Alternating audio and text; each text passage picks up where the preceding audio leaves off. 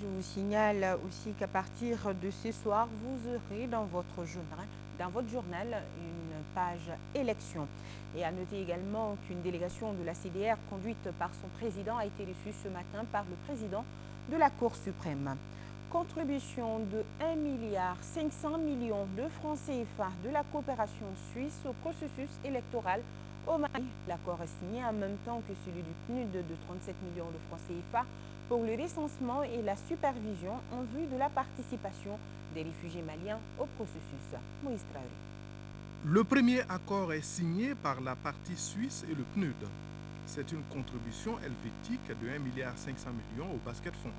Il y a une partie qui est proposée pour être utilisée pour n'importe quelle dépense.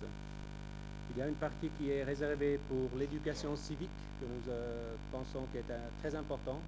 Nous aimerions voir une participation très grande, très haute dans ces élections.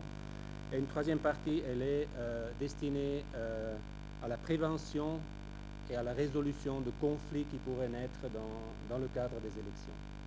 La lettre d'accord entre le PNUD et le ministère de l'administration territoriale, de la décentralisation et de l'aménagement du territoire porte sur 37 millions. Une enveloppe qui servira au recensement et à la supervision en vue de la participation des réfugiés maliens.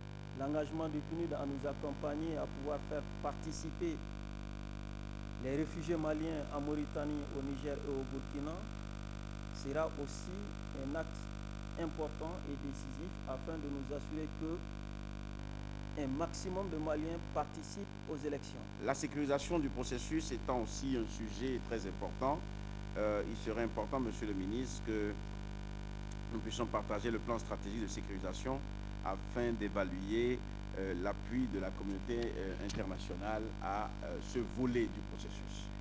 Le comité de pilotage du projet d'appui au processus électoral a fait l'état de l'avancement du processus et de la mobilisation des ressources. La délégation générale aux élections a annoncé le recrutement de 400 informaticiens. La CENI également entend recruter et former les délégués pour les 25 000 bureaux de vote qui seront ouverts.